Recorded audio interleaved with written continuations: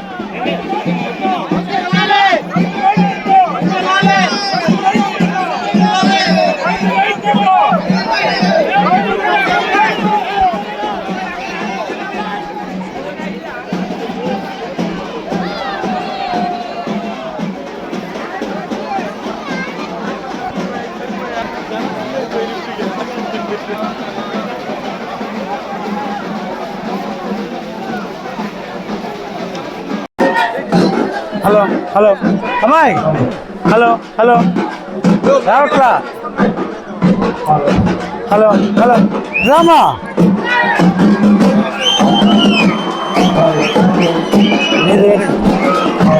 Hello hello hello hello hello మిత్రులారా, hello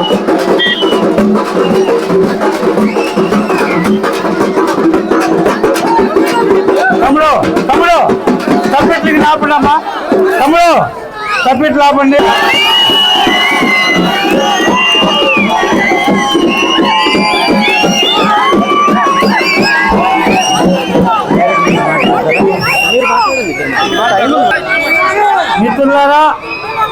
మిత్రులారా నిశ్శబ్దాన్ని పాటించండి.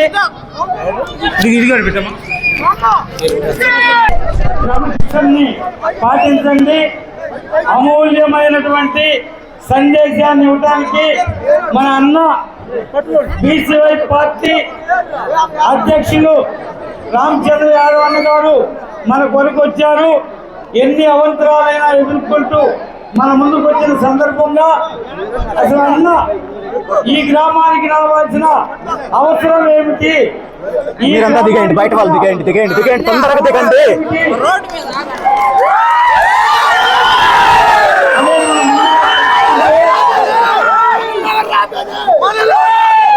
తమ్ముడు 2 నిమిషాలమ్మా. అమ్మా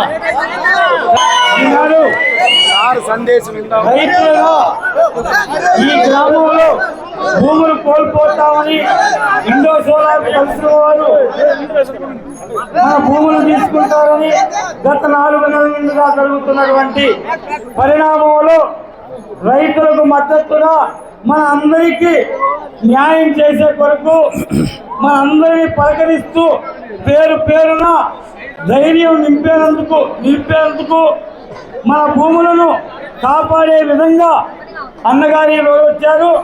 మనందరం కూడా ప్రశాంతంగా చెప్పేటువంటి విషయాలపైన మీరందరూ ఆలోచించాలని కోరుతున్నాం. మాట్లాడవలసిందిగా కోరుతున్నాను. ఇక్కడికి వచ్చిన కరేడు గ్రామ ప్రజలందరికీ హృదయపూర్వక నమస్కారాలు తెలియజేసుకుంటున్నాం. అలాగే జూన్ 29 అయినా ఈ రోజైనా ఎంతో వ్యయ ప్రయాసలకు వచ్చి ఎంతో ధైర్యంగా ఎంత ఖర్చు అయినా పర్వాలేదంటూ అందరికీ ధైర్యం చెప్పడానికి మన ముందుకు వచ్చిన రామచంద్ర యాదవ్ గారికి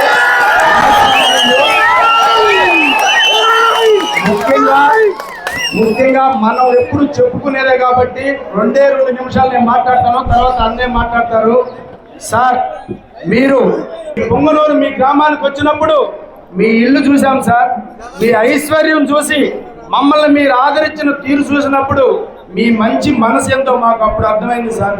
తరువాత మీరు మాకు జూన్ 29 కరెక్ట్గా వారం రోజుల తర్వాత నేను మీ ఊరు వస్తాను తమ్ముడు, మీ సమస్యని ప్రపంచానికి తెలియజేద్దాం, రోడ్డు రోడ్డు చేద్దామన్నారు. అప్పుడు మీ ధైర్యం చూసాం సార్.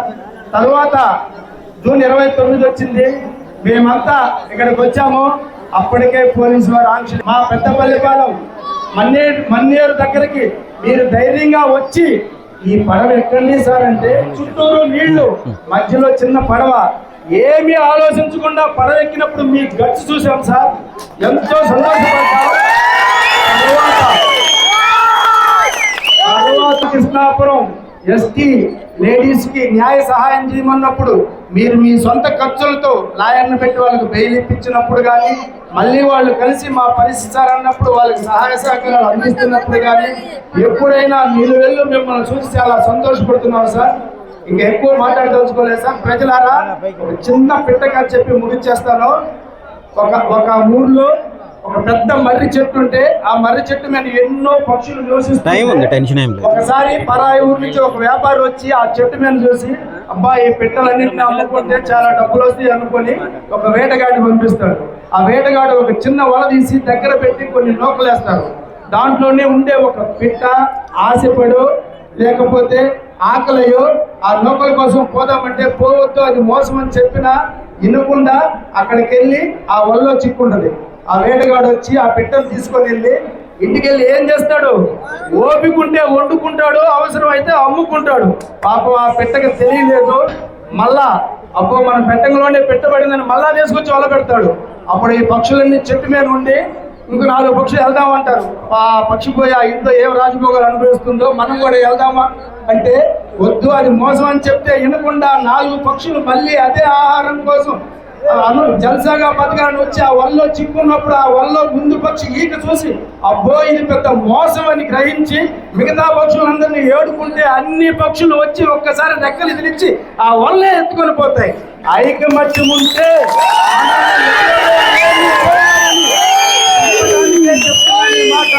అందరం కలిసికట్టుగా ఉందాం, మన భూమి తల్లిని కాపాడుకుందాం. సార్ మీకోసం కాదు, ఒక్కసారి సార్ శ్రీయుతులు, శ్రీ పూజ్యులు, శ్రీ మాన్యులు మహారాజు శ్రీ సుప్రీంకోర్టు ప్రధాన న్యాయమూర్తి గారికి అలాగే హైకోర్టు ప్రధాన న్యాయమూర్తి గారికి ఒకటే విన్నవించు. ఏ రోజు ఏం జరుగుతుందని టెన్షన్తో బతుకుతుంది సార్ ఈ కరేడు గ్రామ ప్రజలు కానీ రైతాంగం కానీ. దయచేసి మా కన్నీళ్ళే విన్నపాలు అనుకొని, మా ఆవేదనే దండలు అనుకొని మా సమస్యని సుమోటోగా స్వీకరించి దయచేసి మాకు న్యాయం చేయవలసిందిగా కోరుతున్నాం.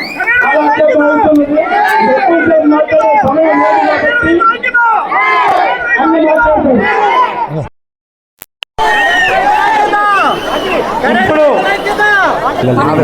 మన అన్న ఎంత కష్టపడి అంత దేశం నుంచి ఇంత దేశం వచ్చాడు, కానీ గౌరవించి మన అందరం మంచి మనసుతోటి ఒకే ఒక మాట మీద నిలబడి అందరం కలిసి కట్టుగా ఉండి దీన్ని సాధించుకొని మనందరం అన్నం మీద ఉండి అన్న మనకి అండగా వచ్చున్నారు.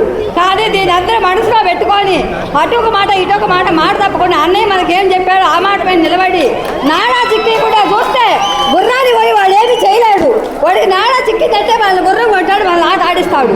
అదొక్కటి బయట అందరూ గుర్తు పెట్టుకోండి. అక్కలైనా అన్నలైనా చెల్లెలైనా తమ్ముళ్ళైనా అందరికీ దయచేసి ఈ మాట చెప్తున్నాను. అది మనసులో పెట్టుకొని అందరూ కలిసి కట్టుగా ఉండి ఓకే చేయండి.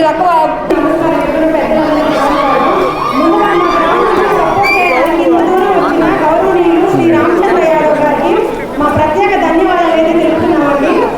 ముందుగా మేము ఇక్కడికి వచ్చిన ఈ కారణం అయితే ఇప్పుడు అందరికీ తెలుసు. కరేడులో జరుగుతున్న ఈ విభేదాలు, ఈ పంట భూమి తీసుకోవడం గురించి అందరికీ తెలుసు.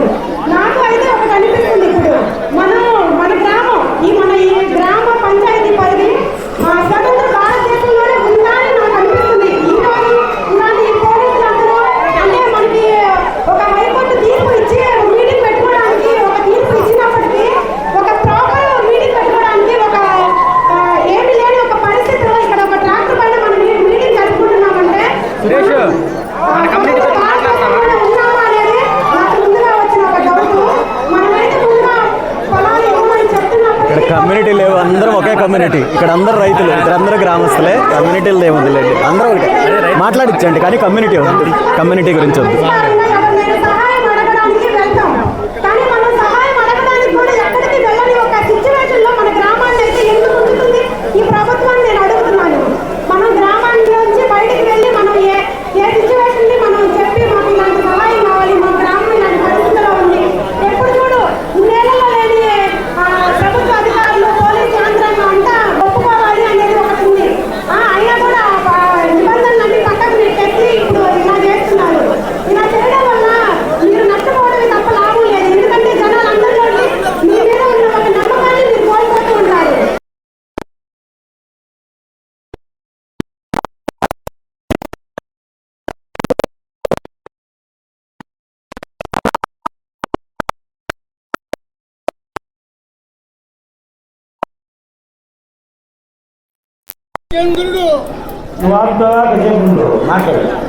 ఈ ముఖ్య ఉద్దేశం ఏంటంటే గతంలో అమరావతి రైతులకు మద్దతుగా ఈనాటి ముఖ్యమంత్రి గారు అమరావతి నుండి వెంకటేశ్వర స్వామి వారి రథాన్ని తిరుపతి తీసుకెళ్లారు.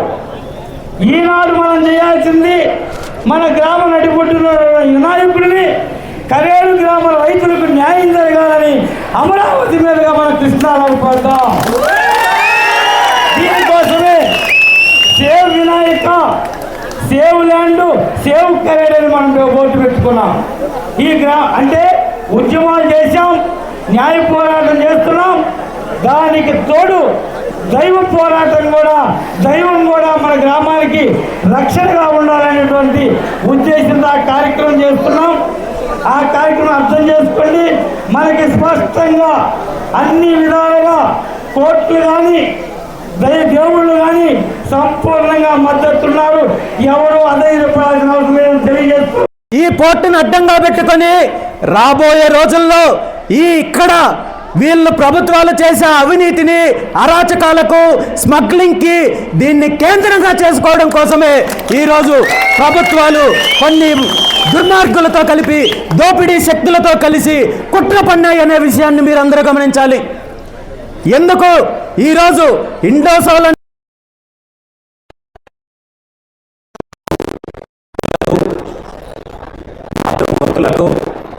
యువతకు, చెల్లెలకు, సభ్యులకు ఇక్కడ విచ్చేసిన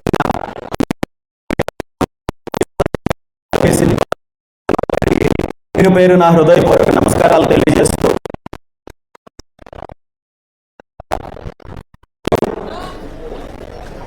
కరేడు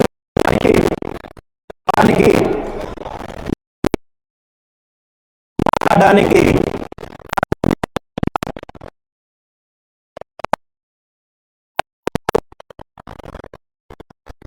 ఈ గ్రామంలో వెలసిన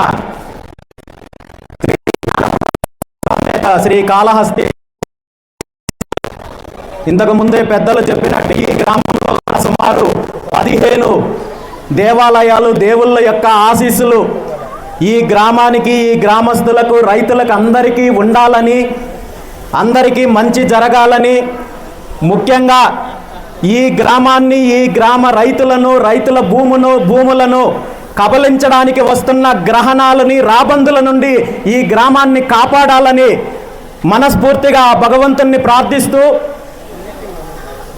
ఈరోజు మీ అందరినీ ఒక్కటే విషయం అడగదలుచుకున్నాను. కరేడు గ్రామం అంటే కేవలము ఈ గ్రామంలో ఉన్న ప్రజలు మాత్రమే కాదు, మీ గ్రామాన్ని కాపాడడానికి చుట్టూ ఇంతమంది దేవతలు, గ్రామ దేవతలు, దేవుళ్ళు వెలసి ఉంటే ఎవడో ఒకడు అనామకుడు వచ్చి మీ గ్రామానికి సంబంధించిన రైతుల్ని ఇబ్బంది పెట్టి భూములు లాక్కుంటారు, గ్రామాన్ని ఇక్కడ ఖాళీ చేపిస్తారంటే అసలు మీరెందుకు నమ్ముతున్నారు? ఇంతమంది దేవుళ్ళు మీకు అండగా ఉండగా ఒక్కటే చెప్తున్నాను, 100% ఈ గ్రామాన్ని ఎవ్వరూ ఏమీ చెయ్యలేరు. ఈ గ్రామానికి సంబంధించిన భూములు ఏ ఒక్కరూ బలవంతంగా తీసుకోలేరు. ఈరోజు ఈ రాష్ట్రంలో పరిస్థితులు ఎలా ఉన్నాయంటే, దౌర్జన్యాలు ఎలా ఉన్నాయంటే, ప్రభుత్వాలు ఎలా ఉన్నాయంటే, ఒక గ్రామానికో లేదా రైతులకో, గ్రామస్తులకో అన్యాయం జరుగుతోందంటే ఒక బాధ్యత గల పౌరుడిగా ఎవరైనా వెళ్ళి ఆ బాధితులని పరామర్శించే అవకాశం ఉన్నప్పటికీ, బాధితుల తరపున పోరాటం చేయడానికి రాజ్యాంగం హక్కు కల్పించినప్పటికీ కూడా రాష్ట్ర చరిత్రలో కాదు, దేశంలో ఎక్కడా లేని విధంగా రైతులను కలవడానికి కోర్టు అనుమతులు రావాల్సిన దుస్థితి కేవలం ఈరోజు మన రాష్ట్రంలో కరేడు గ్రామానికి ఏర్పడిందంటే సిగ్గుతో తలదించుకోవాల్సిన పరిస్థితి ఉంది.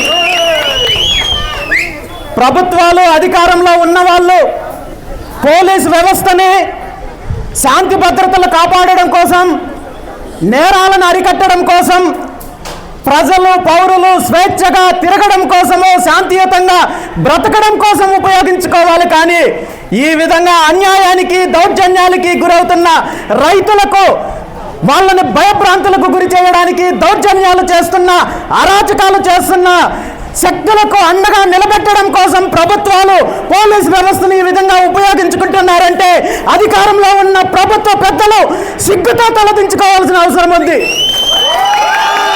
ఈరోజు పోలీస్ వ్యవస్థకి, పోలీస్ అధికారులకు, పోలీస్ సిబ్బందికి, రాష్ట్రంలో ఉన్న పోలీస్ సిబ్బందికి అందరికీ మీ అందరి సమక్షంలో నేను ఒక్కటే తెలియజేస్తున్నాను, పోలీసులంటే దేశాన్ని కాపాడే సైనికుడి తర్వాత రాష్ట్రంలో కావచ్చు, సమాజంలో శాంతి భద్రతలను కాపాడడానికి, నేరాలను అరికట్టడానికి, ప్రజలు శాంతియుతంగా ఉండడానికి మీరు జీవితాలను త్యాగం చేసి, కుటుంబాలను త్యాగం చేసి ఈరోజు పోలీసు ఉద్యోగం చేస్తున్నారు. అలాంటి పవిత్రమైన ఉద్యోగం చేస్తూ ఇలాంటి దౌర్జన్యాలకు, ఇలాంటి అరాచక శక్తులకు అండగా నిలబడాలని ప్రభుత్వాలు మీ పైన ఒత్తిడి తీసుకొస్తే మీరు ఎదురు తిరగండి. మేము మా విధులు నిర్వహిస్తాము, కానీ ప్రజలకు వ్యతిరేకంగా అరాచక శక్తులకు అండగా మేము ఉండమని చెప్పి పోలీస్ వ్యవస్థ ఎదురు తిరిగిన రోజు ఈ రాష్ట్రంలో సగానికి పైగా దోపిడీ ఆగిపోతుంది, సగానికి పైగా దౌర్జన్యాలు, ఇలాంటి అరాచకాలు ఆగిపోతాయి. ఈ విషయాన్ని ప్రతి పోలీస్ సోదరుడు, ప్రతి పోలీస్ అధికారి ఆలోచించాలని చెప్పి ఈ సందర్భంగా నేను కోరుకుంటున్నాను. ఏ ప్రభుత్వం అధికారంలోకి వచ్చినా, ఏ నాయకుడు అధికారంలోకి వచ్చినా అభివృద్ధి పేరు చెప్పి, పరిశ్రమల పేరు చెప్పి, సెజ్జల పేరు చెప్పి, అనేక రకాలుగా పేర్లు చెప్పి రాష్ట్రానికి సంబంధించిన భూములు, రైతులకు సంబంధించిన భూములు దౌర్జన్యంగా లాక్కోవడానికి ప్రయత్నం చేస్తుంటే ఈరోజు వీళ్ళు ఎన్ని రోజులు భరించాలనే విషయాన్ని ఈరోజు మనం గమనించాలి. గతంలో మనం చూసాము, ఈ రాష్ట్రంలో సెజ్జల పేరు చెప్పి, అదేవిధంగా నిడ్జ్ లాంటి ఇదే ప్రాంతంలో అనేక రకాలుగా పేర్లు చెప్పి వేల ఎకరాలు, లక్షల ఎకరాలు భూములు సేకరించారు, బలవంతంగా రైతుల దగ్గర నుండి కొల్లగొట్టారు తప్ప నిజంగా పరిశ్రమలు వచ్చాయా, నిజంగా అక్కడ ఉపాధి ఉద్యోగ అవకాశాలు కల్పించారా అనే విషయాన్ని కూడా మనం గమనించాలి. ఈరోజు ఈ రాష్ట్రంలో ఇదే ప్రాంతంలో, కనిగిరి ప్రాంతంలో నిమ్జ్ అనేసి ఒక జాతీయ సంస్థకి సుమారు 13,500 ఎకరాలు ఇచ్చారు.